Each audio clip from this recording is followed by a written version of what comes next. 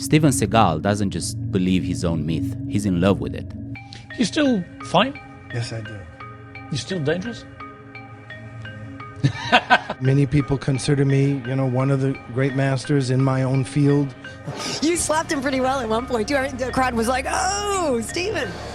Yeah, I just, the guys that I'm training in UFC, some of them have gotten their championship belts, world championship belts, because they've attributed that to me and me teaching them, so I still know a thing or two.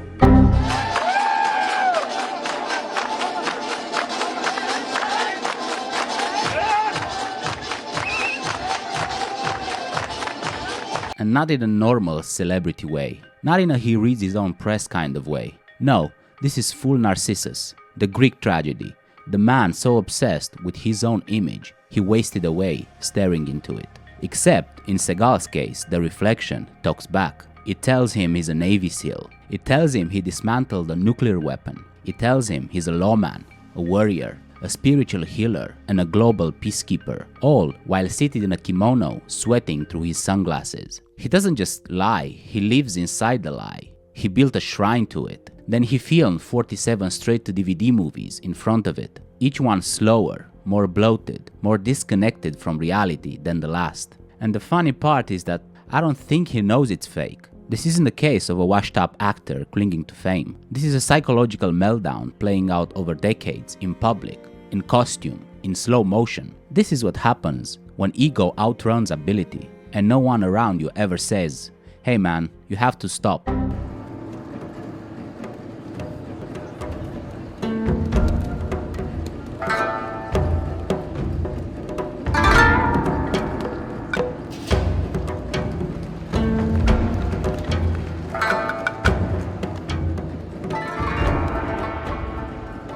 Steven Seagal didn't drown in a pond, he drowned in a myth of his own making, and we filmed every second of it. This is the complete autopsy of Hollywood's greatest fraud. Steven Seagal claims he's the first private citizen in history to personally dismantle a nuclear weapon. This is on his official website right now. A man who can barely tie his shoes without sitting down wants you to believe he single-handedly prevented nuclear catastrophe. To be honest, I don't think he's lying. I think he actually believes this happened. You see, there's a difference between a liar and someone who's completely lost touch with reality. Liars know they're lying. Steven Seagal has transcended into something far more fascinating and terrifying. A human being so delusional that his own brain has become his worst enemy. I wanted to find out just how delusional one person can actually get. What I discovered was a psychological case study that would make psychiatrists weep. Picture this for a second. 1991, random movie set. Steven Seagal is bragging to anyone who'll listen that he's immune to chokeholds because of his superior Aikido mastery. So Gene LeBell, a legendary stunt coordinator, decides to test this theory. So he decides to cut off his air supply by a rear naked choke while 30 witnesses watched his face turn red. 8 seconds later, Seagal goes unconscious and shits himself. When he woke up, Seagal immediately threatened to call the FBI and called LeBell a pathological liar. This is where our story really begins. Most people would consider shitting yourself in front of 30 Hollywood professionals a wake-up call. For Steven Seagal, it was Tuesday. Let me show you how deep this goes. Seagal claims he was the first foreigner to operate an Aikido dojo in Japan, except records show multiple Americans had already done this decades earlier. He claims he taught Aikido to Tokyo police, except Tokyo police have no record of this ever happening. He claims he worked with the CIA in the 1970s when he was barely out of high school. Did you or did you not work with the CIA? Well, it's kind of a personal thing, Dave. It's a little...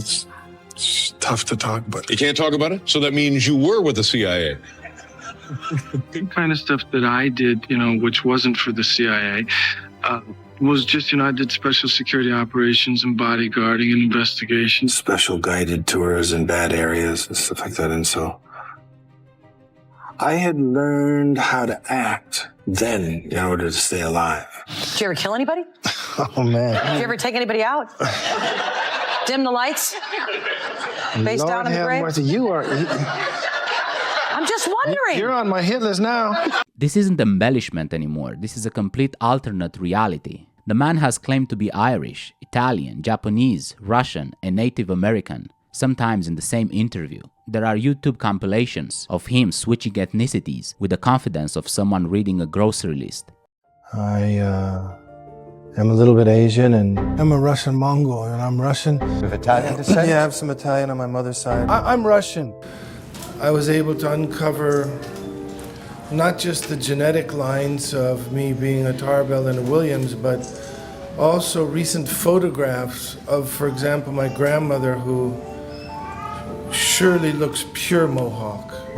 My mother was an American Indian, and my father is a Russian Mongol, so I'm Asian. I don't know what the hell I am. By the 1980s, Seagal's delusion had found the perfect breeding ground: Hollywood. You see, Hollywood doesn't fact-check tough guys. They just need someone who looks the part and can convince executives they're the real deal. Steven Seagal walked into casting offices with the unshakable confidence of someone who genuinely believed his own impossible stories. And it worked. Above the Law made $18 million. Hard to Kill made $47 million. Under Siege made $156 million worldwide. Steven Seagal was now worth $56 million. His delusion had been rewarded with generational wealth. This is where things get psychologically fascinating. Most people who get caught in lies feel shame. They course correct. But when your delusion starts making you rich, why would you stop? And of course, Seagal doubled down. He said he escorted the Shah of Iran out of the country during the revolution. He claimed the mystical white dog warned him that his dojo was being burned down, but after he attempted to thank the dog, it vanished. I'm not making this up, he actually said the dog thing. But here's what's truly disturbing: he kept getting away with it. Because in the 1990s, who was gonna fact check a movie star's stories about 1970s Japan? Google didn't exist, social media didn't exist. If Steven Seagal said something happened, who could prove it didn't? This creates the perfect psychological storm. Zero accountability plus massive financial reward equals unlimited delusion growth. The man started believing he was literally bulletproof. Eventually, reality tried to break through. Sean Connery, yes, James Bond himself, worked with Seagal on Never Say Never Again. During a training session, Connery got a little cocky and tried to show off some moves. Seagal broke his wrist. An apartment, and he was really very, very good and everything. And then I got a little cocky because I thought I knew what I was doing, because, you know, the principle is it's defense, so it's a pyramid, and I got a bit flash and I did that, and he broke my wrist. Wow. And, oh yeah, and it was so well put together here, I still have it. Broken. Now here's the thing about Sean Connery. He's a professional actor. He understands that accidents happen on set. But listen to how he tells this story. There's something in Connery's tone. Like he's not just describing an accident, he's describing someone who intentionally hurt him. John Leguizamo has a similar story. On the set of Executive Decision, Seagal aikidoed him against a brick wall on the first day. Knocked all the air out of me, he said, for no reason, just because he could. This is textbook narcissistic behavior amplified by complete delusion. We were in rehearsals for Executive Decision, okay? I'm playing his master sergeant, and we come in for rehearsals, and he comes in, I'm in command. What I say is law. Anybody doesn't agree? And I was like, I started cracking up because he sounded like a retard. And he came up and he taekwondo'd my ass against the brick wall. Went, he's 6'5" and caught me off guard, knocked all the air at me. I was like, why? Why? The one question we have is, have you gotten an Aikido-based death threat from Seagal in Russia yet? yet? Yeah, absolutely. He told my publicist that if he ever saw me on a red carpet, he was going to knock me out. Yeah. So I guess I'm safe. Seagal genuinely believed he was so superior that normal social rules didn't apply to him. The breaking point came when he hosted Saturday Night Live in '91. And I'm not exaggerating when I say this. Steven Seagal is unanimously considered the worst host in SNL history. Cast members describe him as impossible to work with. He refused to do comedy sketches because they were beneath him. He wrote his own sketch where he beats up environmental polluters and delivers a speech about saving the planet on live television. The show was so bad that most clips have been scrubbed from YouTube. SNL, a show that's been running for 50 years and has hosted literal war criminals, considers Steven Seagal too embarrassing to acknowledge. Michael Bolton, the President of the United States, on speakerphone as he reveals...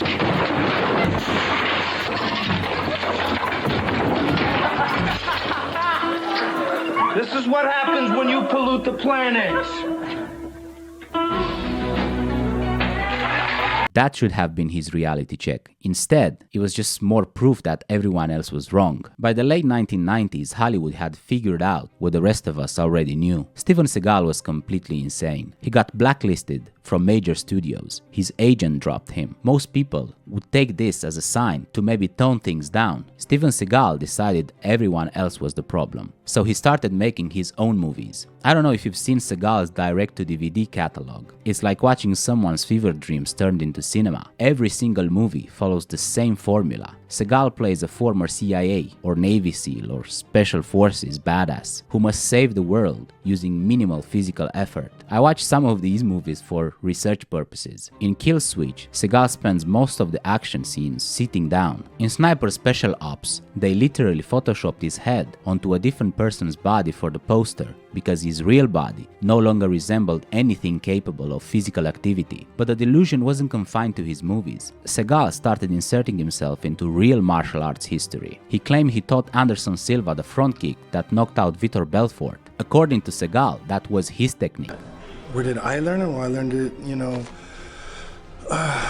sort of a variation of that in Japan probably 30, 40 years ago, and I've been perfecting it all these years. It's not exactly karate, it's just something that I created. The amazing part is that he kept coming up with lies, and he kept coming up with new movies, each one more delusional than the last, because in Seagal's mind, these weren't desperate cash grabs. These were artistic statements from a misunderstood genius. The delusion had become completely self-sustaining. Then, Steven Seagal found his perfect match, Vladimir Putin. Think about this pairing for a second. A delusional American action star and a former KGB agent who thinks he's rebuilt the Russian Empire. It's like narcissism finding its soulmate. Putin gave Seagal Russian citizenship, made him a special representative for Russian-American relations, invited him to hockey games, where Putin scores 8 goals against professional players who are mysteriously terrible at defense. Two men living in completely separate realities, enabling each other's illusions on a geopolitical scale. Seagal now teaches special tactics to Russian special forces. A man who shits himself when choked unconscious is training elite military units. Now this isn't just individual delusion anymore. This is delusion that affects international relations. When the war in Ukraine started, Seagal blamed it on outside forces trying to divide brother nations. He's become a propaganda tool for Putin's regime, spreading disinformation to his remaining fans. A washed-up action star has become a weapon of psychological warfare. So let's take a look back. What have we learned about the limits of human delusion? Steven Seagal proves that there might not be any limits at all. You see, most delusional people eventually hit a wall. Reality breaks through. They lose everything, get institutionalized, or face consequences that force them back to Earth. But Seagal found something more dangerous than delusion. He found enablers. Hollywood enabled him with money. Putin enables him with power. His remaining fans enable him with attention. Every time reality tried to break through, someone was there to validate his fantasy. This is the terrifying lesson of Steven Seagal. When delusion is consistently rewarded, it becomes unstoppable. I mean, the man is in his 70s and still claims he's the deadliest person alive. He's still making movies where he plays characters half his age. He still believes every single one of his impossible stories. After 30 years of being exposed as a fraud, he's more delusional than ever. And you know what the problem is? Steven Seagal is not unique. He's just the most extreme example of something our culture creates constantly. We reward confidence over competence. Say something with conviction and people will believe it. Steven Seagal mastered this before social media even existed. He understood that most people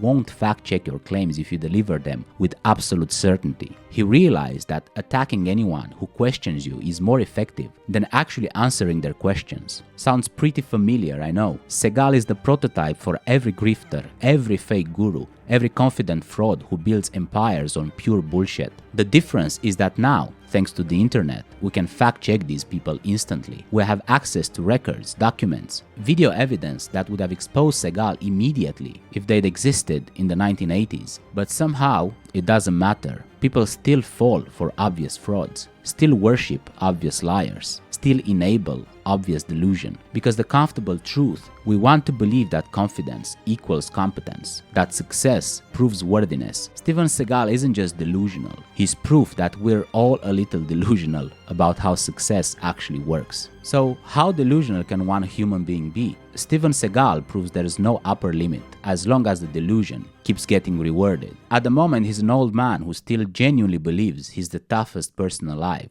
who thinks he's a martial arts master despite never winning a single documented fight, who claims to have prevented nuclear disasters while struggling to prevent his own pants from falling down. And yeah, it worked. He's rich, he's famous, he has his own Wikipedia page and a Russian passport. Steven Seagal won, which means the real question isn't how delusional one person can be, it's how delusional we're willing to let them be. And based on the evidence, the answer is completely. In the end, Narcissus didn't die from vanity. He died from disconnection. He mistook his reflection for the real world, and by the time he noticed the difference, it was too late. That's Steven Seagal, a man who built a persona so inflated, so untouchable, so cartoonishly sacred, he forgot how to be human. No humility, no honesty, no evolution, just reruns of himself, aging in reverse only in his own mind. He wanted to be a god of masculinity. He became a parody of it. And now he's still out there, still issuing wisdom nobody asked for, still claiming titles nobody gave him, still watching that reflection, waiting for applause. But the world moved on, and the pond is empty. This was a man who could have aged into legend. Instead, he aged into denial. And that's the real tragedy of Steven Seagal. Not that he lied to the world, but that he believed the lie harder than anyone else.